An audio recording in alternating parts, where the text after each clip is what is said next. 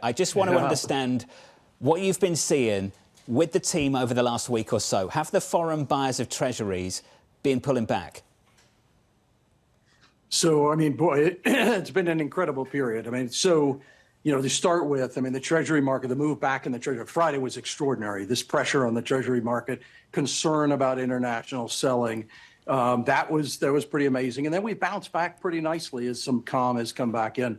And then, the volatility in the equity market, the daily volatility, a little bit calmer this week, does present, similar to what I said there before, it does present some opportunity in these markets. It is, I will tell you, the uncertainty, though, has led to liquidity in these markets that's pretty rough right now. When you go to execute, you got to be very thoughtful and very tactical about how you do it, because markets are very jumpy and very uncertain these days. And Rick, typically the place you go for liquidity is the Treasury market. Deep, predictable. That's why people buy Treasuries. Rick, can I get your view on what you think was happening last week? Do you believe that was foreigners pulling back? Is there a question mark over the US safe haven status? Or is that just certain trades unwinding, things blowing up? It's a great question. I mean, so first of all, when you have this pressure on the currency market, and by the way, it's super acute when you think about equities going down the same time that the currency is going down. Usually the dollar appreciates when you're in this risk-off mode. So you've unquestionably seen the pressure on equities and international disposition of the equity of a number of U.S. equities. In the rates market, it's a bit more blurred, but there's no question about it. There is some concern. We fund so much of our Treasury debt internationally. There is some concern with the currency depreciating. And then, quite frankly, the back end of the curve going through these periods of spasm where inflation is higher. Even if the Fed cuts, what does it do for the back end? There's an argument that when the Fed cuts, the back end becomes less tethered. And in fact, you get a steepening of the curve. So, yes, I think there's some international disposition for sure as the currency weakens. But I think broadly, it's this uncertainty, and it's just hard. You watch days like Friday, it's just hard stepping in, particularly in the back end with this uncertainty still out there. So, Rick, at what point would you step in?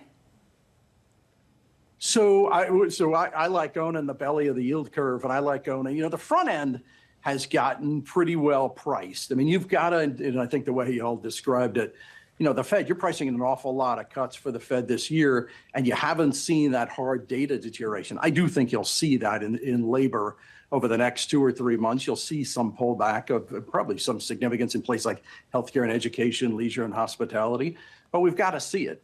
But the belly of the yield curve, there are some opportunities, and quite frankly, Europe is more interesting because you don't have the inflation impact in Europe. The ECB's got to cut more aggressively. So I actually think where we've seen some real opportunity is actually European rates, very different. And by the way, you don't have the international disposition there. In fact, that's where you have probably international. I'm sure you have international buying. So European rates is a place recently we've liked quite a bit. Can we take this a step further? You talk about how U.S. Treasury markets tend to be the deepest, most liquid, and then you talk about how rocky liquidity has been and how execution risk has become an increasing consideration for you. Have we gotten to the point where on some of these days, the European rates market has actually been more liquid than the U.S. rates market? Good question. I mean, so more liquid, I don't know if more, certainly the back end of the yield curve, it takes price to get execution.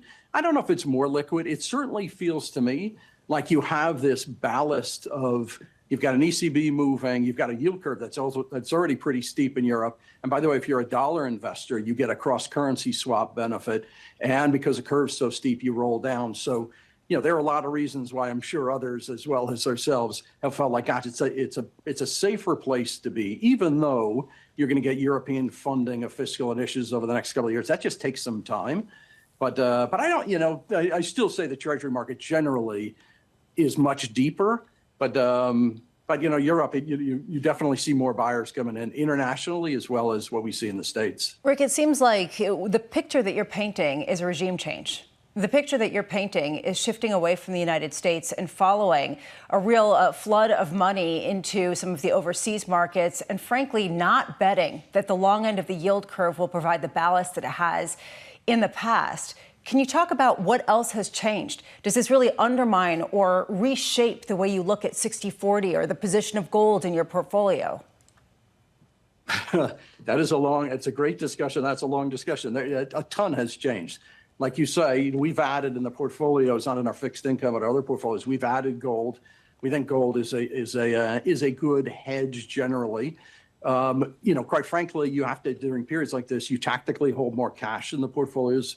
We've done that. Back end of the yield curve and interest rates, and as a hedge when you've got inflation moving potentially significantly higher, not really a big benefit to the portfolio. So, and then the other one, when you get rates backing up, you can get your yield much more attractively using high quality assets. So even though, some pressure on parts of the high yield market, pressures in the lev loan market, you can actually still create them in one of our ETF, this BINC ETF. We're able to create over 7% yield and actually improve the quality of portfolio, run more cash.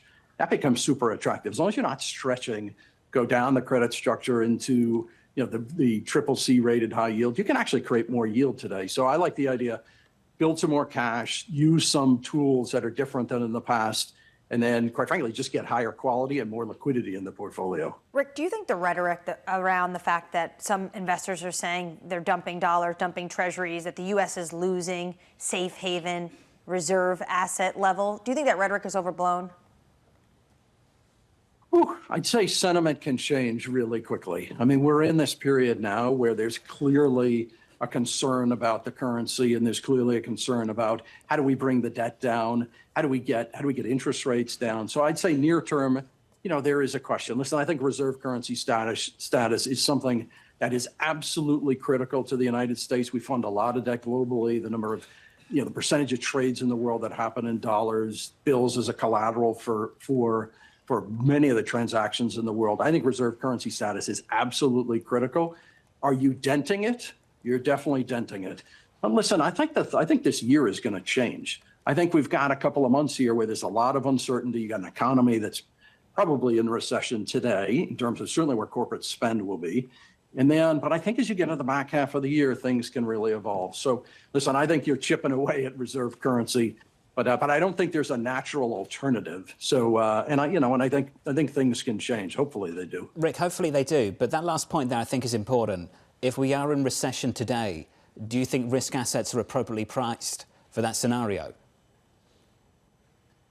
So I would say today, listen, I think the tail has gotten fatter. I think quality assets, they're pretty reasonable. There's a lot of quality assets we've been added to agency mortgages, et cetera. Listen, I think you've got to put a wider range on the equity market today than you've had before. You've got an economy that's pretty uncertain.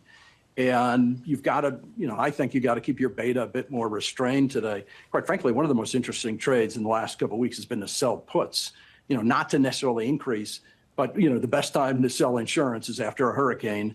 And there've been some great trades that actually sell downside where, gosh, if we go down another 10, 15, 20, depending on single name, go down 10, 15, 20%, you get paid handsomely for taking that. So keep your beta restrained, hunker down a bit in terms of risk, but then find some place like, gosh, I would add if we came down, if markets went down significantly. So anyway, there are a bunch of things to do in this market, but I just think you have to expand your where you think your return objectives are going to be and the probability around it in an environment like this.